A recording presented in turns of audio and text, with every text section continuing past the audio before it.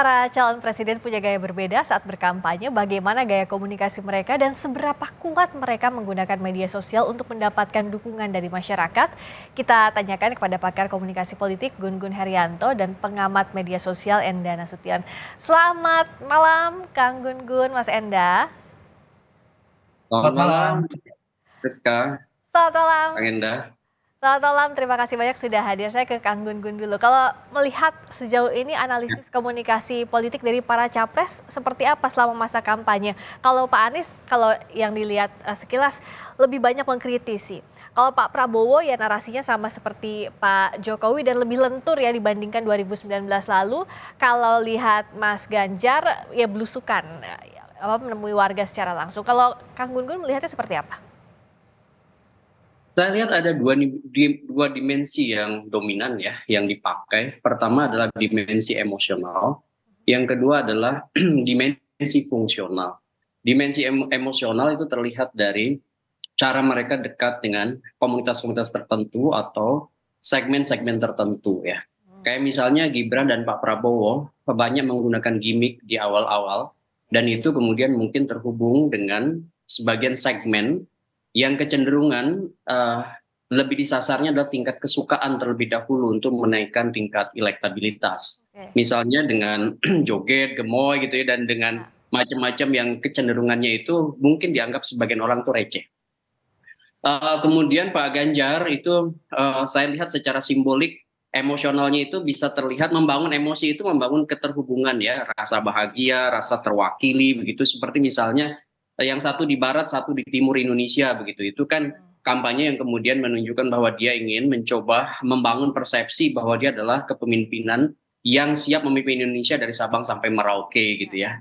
Dan Pak Anies itu saya lihat dia dengan gaya dominannya lebih mengarah kepada pendekatan fungsional, di mana gagasan yang sifatnya korektif, gagasan yang sifatnya mengkritik, ya, dan kemudian dengan tentu gaya bahasa yang sebut saja ini menyodorkan banyak argumen gitu, itu kemudian itu yang dominan. Ini yang disebut dengan gaya berstruktur atau structuring style. Hmm. Nah, Pak Ganjar saya lihat juga dalam banyak hal melakukan kritik ya terhadap fenomena-fenomena kekinian, seperti misalnya kritik pasangannya kemarin Pak Mahfud soal fenomena hukum. Ya. Ini kan model Friska kalau kita lihat satu upaya untuk mendekatkan pemilih ya pada keberfungsian mereka sebagai calon yang diharapkan memimpin bangsa Indonesia ke depan begitu kira-kira. Nah, menarik kalau tadi gaya komunikasinya. Bagaimana kalau di dunia maya, Kang Enda? Capres mana yang paling banyak dibicarakan, paling sering dibicarakan di media sosial dan apanya yang paling banyak dibicarakan?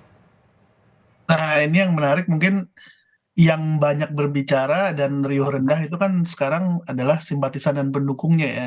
Ya. Jadi kemarin karena kontroversi apa namanya pencapresan, ada kemarin tentunya ada keputusan MK yang melanggar kode etik dan lain sebagainya. Akhirnya terjadi semacam kontroversi karena Hmm. ada yang dianggap berkhianat dan lain sebagainya. Itu masih terus berjalan sampai sekarang gitu ya. Ada juga partai baru yang kemudian ketua umumnya hanya 2 hari bergabung lalu jadi ketua umum gitu. Jadi riuh rendah itu masih terjadi. Cuman yang mau saya cermati mungkin yang menarik secara general aja yang kita lihat ya sekarang. Yang berbicara langsung dengan publik lewat akun sosial medianya adalah Pak Ganjar, Pak Mahfud, Pak Anies, dan Caimin ya, Hmm. yang relatif lebih komunikatif dan juga menggunakan kata pengganti pertama sehingga seolah-olah berbicara langsung gitu. Pak Prabowo kan nggak pernah bicara lewat sosial media secara langsung. Kalau kita lihat akun sosial medianya, Instagram, Twitter, ya normatif aja. Bahkan informasinya sekarang pun masih Menteri Pertahanan Indonesia gitu, bukan Cawapres. Walaupun memang masih Menteri Pertahanan juga.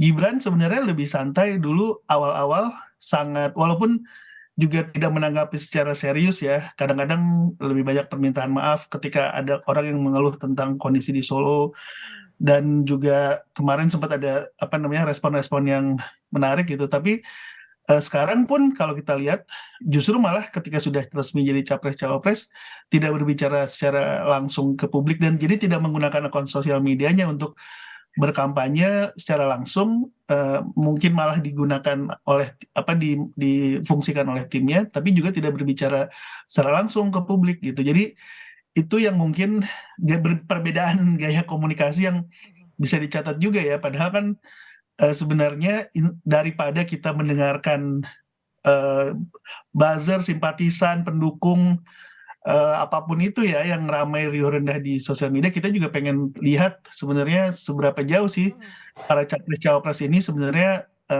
apa namanya cukup cukup mengenal fungsi dan Kandidatnya ya. ya dari sosial media ini supaya mereka bisa menggunakannya dengan lebih baik lagi untuk berkomunikasi. Nah, kalau Kang Gun-Gun dari dimensi tadi, sebenarnya dimensi komunikasi mana yang lebih bisa diterima masyarakat atau yang lebih mengena ke masyarakat, Kang? Ya, ini kan selalu ada tarik-menarik ya antara idealitas dan realitas. Bahwa idealnya, karena kita kan harusnya kampanye kita naik kelas ya. Dari satu pemilu ke pemilu dalam konteks menguatkan konsolidasi demokrasi. Salah satunya adalah tantangan Indonesia ke depan dengan problem solving yang ditawarkan oleh para capres. Ya. Dan cawapresnya tentu. Oleh karena itu maka dibutuhkan sebenarnya dialektika, politik gagasan lebih dominan. Kemudian meskipun politik gagasan tidak harus selalu dimaknai elitis ya dengan diksi-diksi yang berat sebenarnya. Ya. Sebenarnya kan bisa diturunkan dengan narasi-narasi sesuai dengan segmen audiensnya. Tetapi intinya substansinya program, gagasan, orientasi ke depannya itu bisa diterima oleh khalayak luas. Sehingga kemudian kita tahu betul bahwa yang akan memimpin Indonesia itu bukan hanya sekedar coba-coba, atau tidak punya pengalaman, atau tidak punya rasa percaya diri, untuk kemudian memimpin bangsa dengan jumlah yang sangat besar, dan berpotensi sebenarnya ini menjadi momentum sangat strategis bagi Indonesia ke depan gitu ya. Ya. Nah, saya berharap begini sebenarnya. Kalau soal gaya kan kita sama-sama tahu bahwa ada dua gaya yang sangat disukai dalam konteks pemilih Indonesia. Pertama itu yang disebut dengan gaya equalitarian mirip-mirip Pak Jokowi, atau gaya structuring style mirip-mirip gaya Pak SBY. Makanya kan Pak Prabowo sebenarnya kan orang dynamic style. Ya. Sebenarnya tidak terlalu menjadi favorit. Makanya kemudian belakangan kan Pak Prabowo mengubah gaya tuh. Ya. Menjadi seorang equalitarian ya. Apalagi misalnya di situ ada Gibran yang kecenderungannya sebenarnya dia equalitarian, sama seperti juga Pak Ganjar equalitarian, Pak Anies itu orang structuring, Pak Mahfud orang structuring style. Jadi dari sisi gaya sebenarnya kita udah sama-sama tahu bahwa pasar pemilih di Indonesia itu kecenderungan memfavoritkan dua gaya itu. Tetapi terlepas dari gayanya, substansi dari apa yang kemudian menjadi penting untuk didengar, itu menurut saya harusnya diperbanyak dan diperbesar volumenya, diresonansikan oleh para capres dan cawapres gitu kira-kira. Nah, kalau dari Kang Enda, apa yang jadi produk media sosial ini mana sih yang lebih masuk begitu, yang punya engagement lebih banyak dari pengguna media sosial? Apakah misalnya yang dilontarkan langsung oleh capres-cawapresnya atau yang diamplifikasi oleh timnya? Misalnya kalau Pak Prabowo kan dibicarakan soal joget gemoynya, tapi juga kalau Pak Ganjar yang kemana-mana begitu, atau seperti apa sih? Atau Mas Anies juga yang tadi seperti kata Kang Gun-Gun itu lebih seperti Pak SBY gayanya. Gimana sih Kang Enda? Ya, sayangnya memang yang biasanya mendapatkan engagement lebih tinggi, respon lebih tinggi itu justru bukan yang membahas tentang program, visi misi, dan hal-hal yang lebih serius gitu. Dunia dan netizen media sosial Indonesia ini jauh lebih responsif dan juga jauh lebih istilahnya bisa menangkap, karena juga memang secara alami mediumnya tuh medium yang singkat ya, dan tidak fokus ya. Kita juga mengkonsumsinya mungkin setiap beberapa menit gitu ya, lewat layar kecil, sehingga sesuatu yang sederhana, sesuatu yang lucu, sesuatu yang mungkin ada efek kejutannya itu akan jauh lebih bunyi gitu. Nah, itu juga saya rasa yang ditangkap oleh para tim sukses dan juga para capres-cawapres, sehingga memang seringkali kembali ya sayangnya gitu, informasi yang kemudian disampaikan justru lebih banyak sifatnya lebih simbolik gitu sih, berupa memes, berupa efek-efek atau gimmick-gimmick gitu ya, yang dan sayang ya kembali itu dimakan gitu, disukai oleh masyarakat Indonesia. Nah, cuma mungkin kalau boleh saya memberikan saran, sebenarnya harus diseimbangkan juga dengan hal-hal yang sifatnya lebih mendalam atau lebih gagasan gitu, sehingga bukan cara yang tadi ya, saya menyebutnya kalau sosial media itu informasinya seperti kita makan snack gitu, bukan makan full meal, sehingga ringan sifatnya tapi juga cepat gitu. Nah, Oke. tapi juga bukannya tidak bisa dimanfaatkan untuk memberikan informasi yang lebih dalam. Visi misi mungkin daripada visi misi satu buku ya kan kemarin sempat beredar tuh dalam bentuk PDF. Mending Bisa dibuat konten di medsos gitu ya Kang Enda ya. di breakdown Oke. dalam bentuk video-video pendek misalnya yang lebih menarik. Apa sih kemudian kalau capres atau cawapres yang ini menang, apa manfaatnya buat kamu secara khusus gitu. Dan sepekan ini belum ada itu ya di media sosial, belum teramplifikasi dengan baik begitu. Capres Cawapres mengenalkan visi misinya lewat media sosial secara Saya konten. Saya sih belum lihat ya, walaupun kemarin ya itu yang keluar kan visi misi yang didaftarkan ke KPU ya. Ya, Itu dalam bentuk satu uraian yang cukup panjang, walaupun ya, sebenarnya dari sisi desain sudah kembali lebih ke anak muda gitu. Cuman kan ya.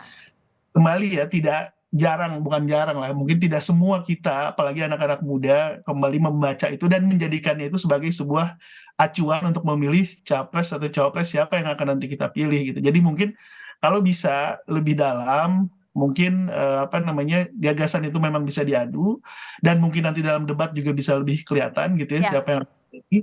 Dan saya rasa gini, salah satu kelebihan akun sosial media khususnya akun pribadi capres cawapres sebenarnya itu adalah alat untuk berbicara langsung ke publik tanpa ada Cut ya. tanpa ada orang ketiga gitu. Hmm. Jadi sehingga sangat sayang kalau tidak dimanfaatkan. Jadi mungkin yang belum memanfaatkannya sekarang untuk itu entah kendalanya apa gitu, Bisa sebaiknya dimanfaatkan harusnya ya. kan iya betul. Menarik ini Kang Gun-Gun terakhir. Jadi gimana nih strateginya? Secara media sosial Perang Dunia Maya kita tahu dari 2014-2019 juga Ya. sangat diperebutkan dan cukup menentukan. Nah bagaimana strateginya agar tadi secara gagasan kontennya masuk tapi juga tidak boring nyampe ke anak-anak muda khususnya atau pengguna media sosial yang sepintas lalu yang lihat reels semenit lebih aja udah bosen gitu. Tapi gimana biar dapat kontennya? Ya menurut saya soal tinggal pengemasan ya sama cara atau strategi diseminasi. Jadi kayak misalnya konten-konten yang berat misalnya seperti geopolitik, kesehatan, pendidikan itu memang betul harus diturunin dalam narasi yang mudah terhubung dengan gen milenial dan Gen Z yang dominan menjadi digital native gitu di sosial media. Ya kalau kita lihat memang tingkat penetrasi internet yang tinggi ya 77% itu memang menjadi satu tantangan. Terlebih begini, tantangan global kampanye elektoral di beberapa negara termasuk di Asia Ya. Tenggara misalnya seperti di Filipina itu kerap kali terjebak memang pada kampanye receh ya seperti Ferdinand Bongbong Marcos itu kan lebih banyak menyentuh emosi bukan pada substansi, tetapi itu yang memenangkan kontestasi. Makanya kemudian kita perlu juga menurut saya refleksi sekaligus memberi catatan. Sosial media perlu dilakukan ya, perlu dipakai. Tetapi kemudian kontennya menurut saya memang harus lebih variatif, tidak hanya semata-mata di wilayah emosional, tapi di wilayah substansial. Contoh misalnya, beberapa program andalan seperti Quick Wins ya, yang kemudian dicanangkan oleh para capres-cawapres itu bisa diturunkan dalam bahasa medsos, ya, Ya. bukan dalam bahasa TV mainstream atau koran gitu ya, tetapi dalam bahasa medsos. Dan itu sebenarnya bisa, ya. Beberapa pendekatan tuh bisa dalam konteks misalnya membangun engagementnya tinggi tergantung pada siapa yang kemudian menyampaikan pesan, bagaimana strategi untuk kemudian menarik atensi dari para netizen, sekaligus membangun diskursus yang oleh Borman sering disebut sebagai membangun kesadaran bersama, bukan hanya sekedar men-tweet terus lepas, Ya. harus dibangun kesadaran bersama begitu. Menarik ini bagaimana para capres-cawapres adu cerdik untuk mengemas kontennya bisa diterima masyarakat, adu gagasannya bisa berjalan dengan baik, tapi diterima juga oleh pengguna dunia maya media sosial. Kita akan lihat bagaimana persaingannya di masa kampanye ini. Terima kasih Kang Gun-Gun Herianto, pakar komunikasi politik, dan juga Kang Enda Nasution, pengamat media sosial. Selamat malam, terima kasih.